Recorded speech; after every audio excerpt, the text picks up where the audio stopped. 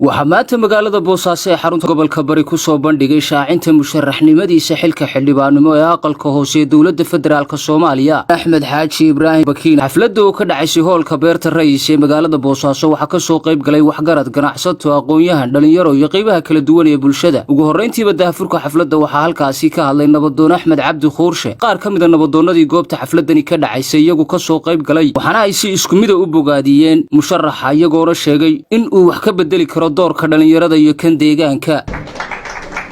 sida uu sheegay erga la soo xulayaa ergada la soo xulayaa ha iska ilaaliso waxa maalin walba culimadu ka hadlayso diinta aayadda quraanka ay akhriyay oo ahayd qul illaahi malikul mulki tuutal mulku man tashaa wa tanzi'u man tashaa intaas aynu ku filan waxaynu nahay dad ahlu diina ilaahay ayaa xukunka bixiya cid uu doono siiya cid uu doono ka qaada marka insha Allah taasna waa kalsoonina soo dhawow insha Allah calaf bakaaxiga waan kula shaqeynaa aad baan u mahadsantahay assalaamu calaykum waraxmatullahi aad iyo aad bay sharaf iigu tahay maanta inaan ka soo qayb galo munaasabadan quruxda badan ee lagu shaacinayo ama uu ku shaacinayo xildhibaan Axmed Cartan Ismaaciil aad iyo aad bay sharaf noogu tahay waana soo dhaweynaynaa xildhibaanka waana ku garab galeynaa kelmadii ahayd ku dooro maxay ahayd ku dooro hufnaan iyo karti waxaan maanayaa hufnaan karti de wax ka badan oo rabtaa u malayn maayo ninka hadduu intaa la yimaado waxay la tahay waa buuxiyey shuruudii looga baahnaa wuxuuna ka dhawaajiyey xildhibaanku inuu qabanayo waxyaalihii baahiyaha inuu haysay biyaha iyo ahayd waxbarashada iyo caafimaadka aad iyo aad baan ugu hambalyeynaa baada uu taabtay wuu og yahayba meesha uu ka jirto baahidu ka jirto waana soo dhaweynaynaa waan la shaqeynaynaa xildhibaan waan ku soo dhaweynaynaa insha Allah si la sheegay calafkaaga hadduu ku galo aad baan kula shaqeynaa ganacsatada gobolka bari oo ugu horeeyo ganacsade Liibaan Dheere ayaa isaguna goobta ka hadlay iyo qaar ka mid ah bulshadii goobta ka soo qayb gashay anagu xagga dhammaan fadhiyo musharaxa fadhiisa ma maqlay laakiin waxaan u maleynayaa inuu soo baahnay Axmed Ibraahim waa kuma inuu soo baahnay in yar amar baa inuu ka sheegtay laakiin waxa ku daray Cartan Ismaaciil maxaa sababta hadda maqasho inuu baahnay Axmed Ibraahim waa kuma taa intaas ka gudbay inta kale inta ka arkay waxaan ku arkay murashax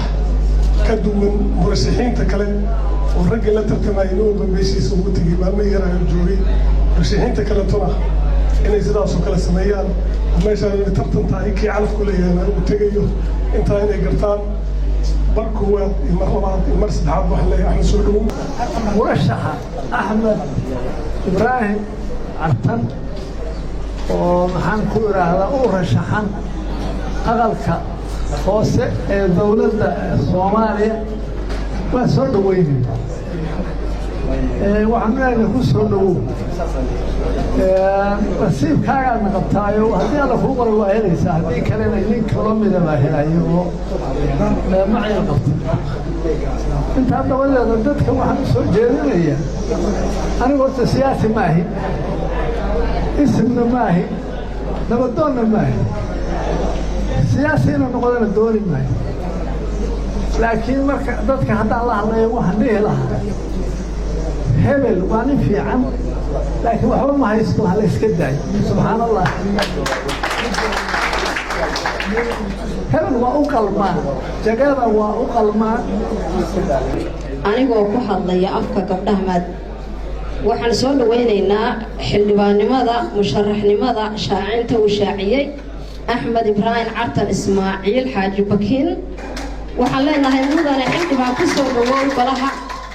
soo dhawow golaha siyaasadda saaxadda siyaasadda 2021ka nasiibkaaga qabtaa horta waxaa loo qoray baan ku guuleysanaya laakiin tilmaamaha iyo tusaalayaasha iyo hidaraaca uu leeyahay Axmed Xaaji Bakiin waxay ka mid tahay inuu dhalay Ibraahim Cartan Ismaaciil Xaaji Bakiin oo ka mid ahaa siyaasiyiintii rugcadaagii iyo aabihii siyaasadda ee beelaha Cali Saleebaan ahaa hogaamiyihii lagu soo hiran jiray Bakiin wiilkiisa bisinka lagu hayaa Bakiin wiilkiisa bisinka lagu hayaa barakadii nebiga basha kaaga xiran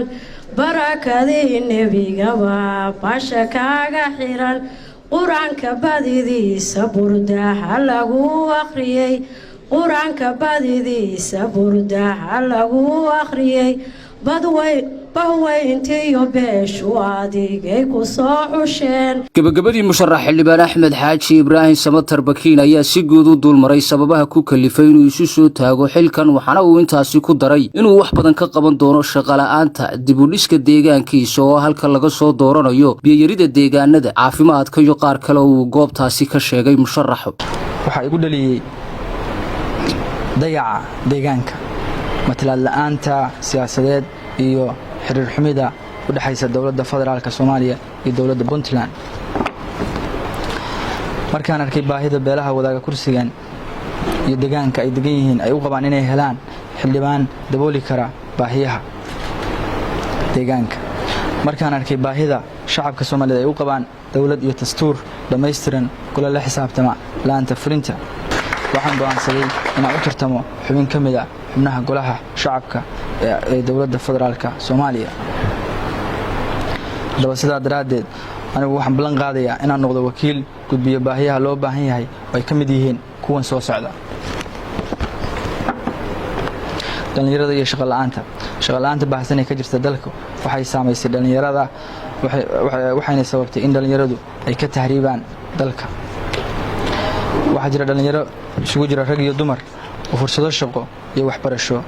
u raadsaday dowladda dhexe iyo magaalada Muqdisho, laakiin nasiib darro ma aysan helin wakiillo u qareema garabna siiya si ay u helaan shaqooyinka ka soo baxa hay'adaha dowladda, hay'adaha caalamiga